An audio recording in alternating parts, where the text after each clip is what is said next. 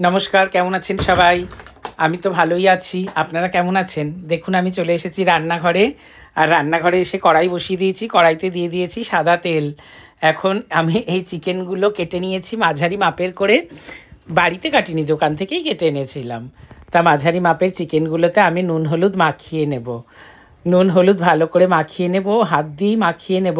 নুন আর হলুদ ভালো করে মেখে আমি চিকেনটাকে আগে একটু ভেজে নেব। তার এদিকে কড়াই বসিয়ে দিয়েছিলাম, তেল গরম হয়ে গেছে। তেলের মধ্যে চিকেনের পিসগুলোকে দিয়ে দিলাম। দেখো, সব কটা চিকেনের পিস আমি দেইনি, আমি দুবারে চিকেনের পিসগুলোকে দেব। চিকেনের পিসগুলো ভাজা হয়ে গেছে, এই যে আমি তুলেও নিয়েছি। চিকেনের পিসগুলোকে আমি খুব কড়া করে ভাজিনি, কিন্তু ওপরে একটা ভাজার মতন রং আসলে চিকেনগুলোকে সব ভেজে তুলে নিলাম। এদিকে নিয়েছি গরম মশলা বাটা, এদিকে নিয়েছি পেঁয়াজ কুচি, টমেটো কুচি, নিয়েছি আদা রসুন বাটা, কাঁচা লঙ্কা বাটা, জিরে বাটা। এই মশলা ব্যবহার করব মাংসতে।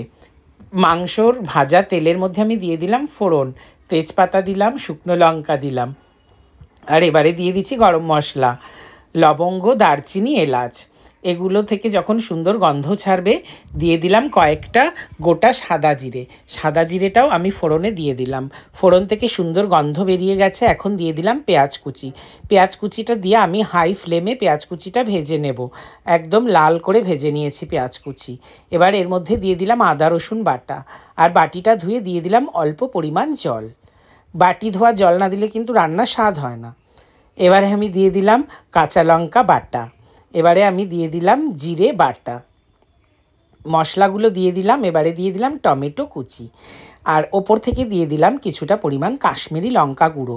এটা অপশনাল, আপনারা না চাইলেও দিতে পারেন, আমি সুন্দর রঙের জন্য দিয়েছি। তারপরে দিলাম নুন আর হলুদ। এবারে আরও একটুখানি মশলার বাটি ধোয়া জল দিলাম।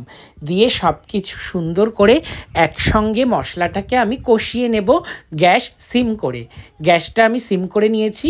এবারে আমি ঢাকা দিয়ে দিলাম, ঢেকে ঢেকে মশলাটা কষে নেব টমেটোটা গলে না আসা পর্যন্ত।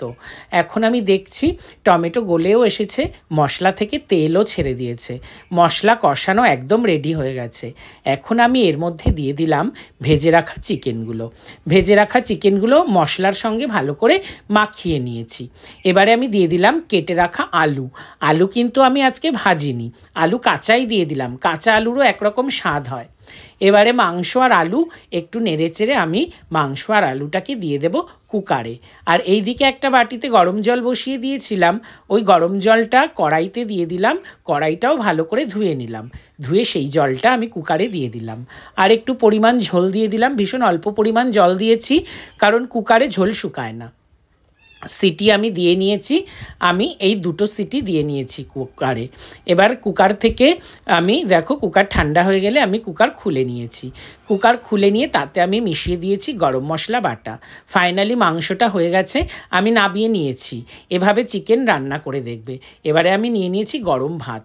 গরম ভাতের ওপরে আমি এক টুকরো আলু আর কয়েকটা চিকেনের পিস নিয়ে নিলাম, আর নিয়ে নিলাম কিছুটা ঝোল। সব কিছু দিয়ে খুব ভালো করে ভাত মাখিয়ে নেব। আলুটা ভীষণ ভালো গলে গেছে। এবারে মাংস দিয়ে আলু দিয়ে আমি মুখেতে ভাত দিয়ে খেয়ে দেখি কেমন লাগছে। দারুণ দারুণ টেস্ট হয়েছে। তোমরা কিন্তু এভাবে চেষ্টা করে দেখতে পারো, দারুণ লাগছে খেতে। আর আমি আর আমার বউ দুজনেই এখন খাবো। দুপুর হয়ে গেছে, প্রচুর প্রচুর খিদে পেয়ে গেছে, তো আমরা এখন খাবো। আর তোমরা যারা যারা ভিডিওটা দেখছো, ভিডিওটা কেমন লাগলো তোমরা কিন্তু অবশ্যই জানিয়ে দেবে। টাটা।